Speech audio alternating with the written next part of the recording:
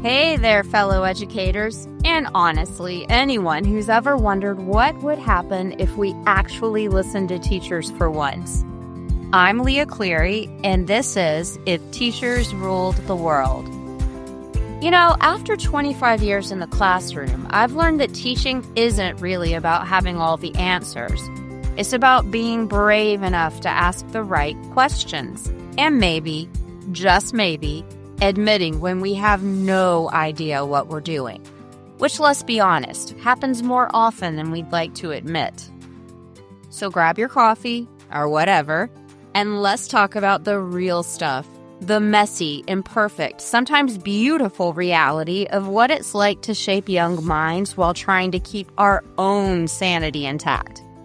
Because if we're going to change the world, we might as well be honest about what that actually looks like. All right, let's dive in. Welcome back to If Teachers Ruled the World. I'm Leah Cleary, and this is your monthly teacher reality check, where we translate education policy jargon into what it actually means for those of us in the classroom. Today, we're talking about class size legislation, the promise everyone agrees on and nobody can figure out how to keep. Let me start with my reality. I teach both general and AP classes at my high school here in Georgia.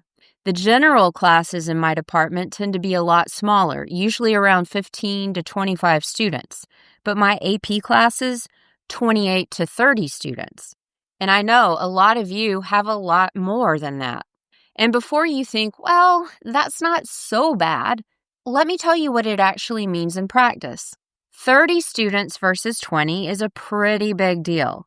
It's the difference between getting to every student's essays in 2 days versus 4 days. It's the difference between having meaningful one-on-one writing conferences and speed dating through feedback. It's the difference between remembering that Sarah is struggling with thesis statements and just trying to remember Sarah's name. Even with all the assistive technologies out there, and yes, I absolutely use AI tools to help with feedback, and they help a lot. But I still have to review everything.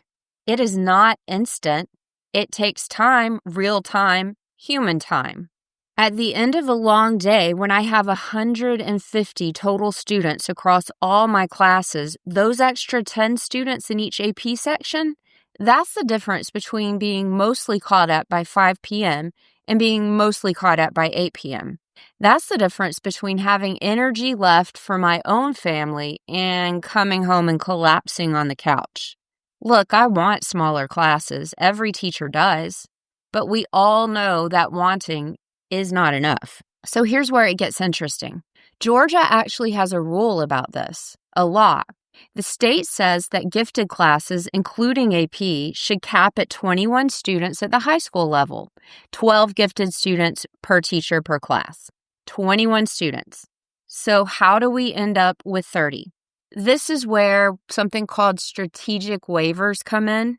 Back in 2015, Georgia gave almost every school district the option to become what's called a strategic waiver school. It sounds bureaucratic, right? Here's what it actually means. Districts can waive, as in ignore, state rules about class sizes, teacher certifications, salary schedules, and how they spend money. And listen to this. 130 out of 132 Georgia districts now have these waivers. That's 130 out of 132 school districts have these waivers. According to the Atlanta Journal-Constitution, all waiver requests are granted. None have been denied. So that 21 student cap for our AP classes, it's really just a suggestion. A very nice idea, but there are no consequences for exceeding it. The district still gets the funding, which is calculated based on 12 gifted students, but the class can balloon to 30, 35, whatever the schedule demands.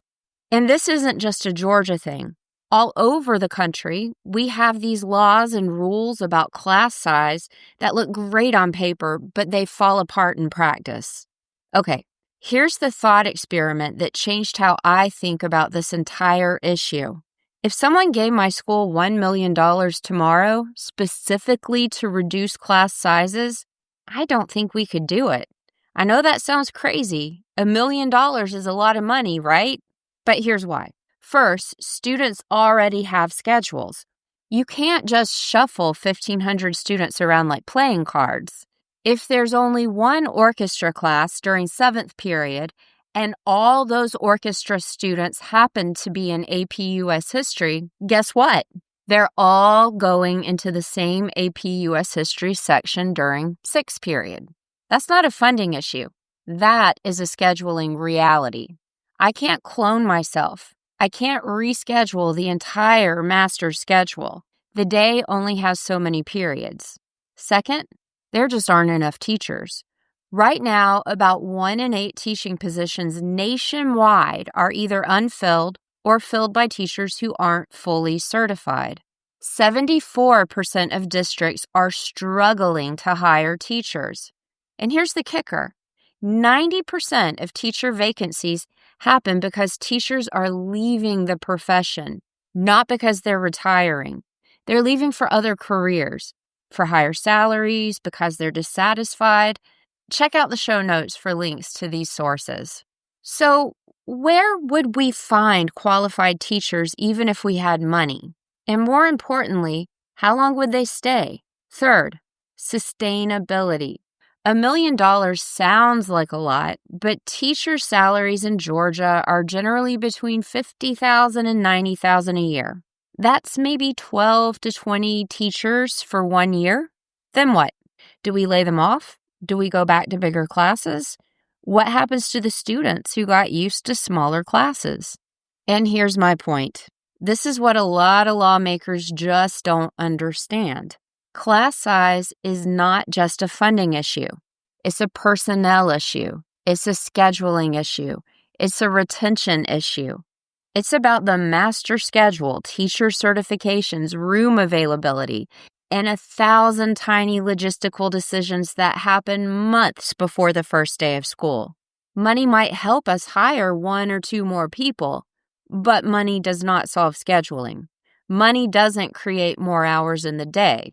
Money doesn't make more people want to become teachers. And money definitely doesn't make 35 students disappear so we can all have classes of 20. Now let's talk about what's happening in New York City, because this is where the equity issues get really complicated. New York City passed this landmark law in 2022 requiring smaller class sizes, 20 students in grades K through 3, 23 in grades 4 through 8, 25 in high school, and it is supposed to be fully implemented by 2028. And that sounds great on paper, right? But here's the challenge. To make these numbers work, officials are talking about capping enrollment at popular, overcrowded schools and redirecting students to under-enrolled schools. And the officials say, this is a direct quote, they're not eager to do this because of expected fierce pushback from parents. Now, here's what's fascinating about this. Some of those under-enrolled schools probably already have smaller class sizes on paper, but families with choice are not choosing them. Why? Because it's not just about the number of students in the class. It's about what happens inside the class. Research shows that schools serving disadvantaged students have fewer fully credentialed teachers, more teachers with little or no experience, fewer advanced placement classes, and fewer college requirement courses than schools serving affluent students. Think about it this way. You can have 18 students with a first-year teacher on an emergency credential in a building with no AP courses offered, or you can have 28 students with a 15-year veteran who has a master's degree in a building with every AP course imaginable. Which class would you want your kid in? This is why the enrollment capping conversation is so fraught. Even within the same district, schools in wealthier neighborhoods often get more per student spending than schools in poorer neighborhoods. So when officials talk about redistribution, what they're really saying is, we need to tell parents in wealthier schools that their kids can't go there. And those parents push back hard. I get it. If I moved to a neighborhood specifically for a particular school and then was told my child couldn't attend, I'd push back too. But here's the uncomfortable question we're not asking. Who gets quality, smaller classes? Because right now we're passing laws about the easy thing to count, number of students per class. But we're not addressing the harder questions about who gets the best teachers, the most advanced courses, and the schools that families actually want to attend. So here are the questions I wish policymakers would actually grapple with. First, if class size matters so much, why do we keep exempting the classes for gifted students? In New York, there are already proposals to exempt gifted programs, specialized high schools, and AP classes from class size limits. Georgia used to have that 22 student cap tied to gifted funding, but districts can waive it now, which is why a lot of us are teaching with 30 plus in AP classes. So we're saying class size matters? Unless you happen to be in the gifted program, then it doesn't. What does that say about who deserves individual attention? Are we saying that the students who already seem to be succeeding academically need it less? Or is it that the parents of those students have more power to demand these schools? Second, what happens to teachers when enrollment gets redistributed? If you move students from overcrowded schools to under-enrolled schools, someone's job might be at risk. Someone might lose their planning period when student enrollment increases. Someone's program might get cut when student enrollment decreases. These are real people with real livelihoods. Third, why aren't we talking about teacher retention here? 90% of teacher vacancies come from attrition, not retirement. Teachers without full preparation leave at 2 to 3 times the rate of fully prepared teachers. If we fixed working conditions so teachers actually stayed, we wouldn't need to hire as many new people. But that's harder than passing a law about class size. And I want to be really clear about something. It's not that my administrators who handle schedules don't care about class sizes. They do. They really, really do. They're the ones dealing with this impossible Rubik's Cube. They're looking at a master schedule with 2,000 moving pieces and trying to figure out how to make it work. They're balancing teacher certification, student needs, course requirements, graduation requirements, and parent requests. When they tell me my AP class has 30 students, it is not because they don't care. It's because their hands are tied too. And this is what I mean when I say it's complicated. I started this episode by telling you I have 30 students in my AP classes when Georgia says I should have a 22 cap.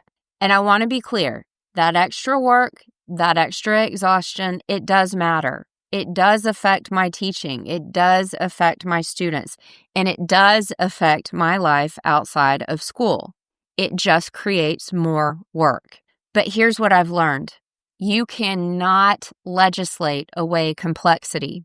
You can't fund your way out of a scheduling problem. You can't build classrooms faster than it takes to train teachers. You can't pass a law that creates more hours in the day, although, I wish we could.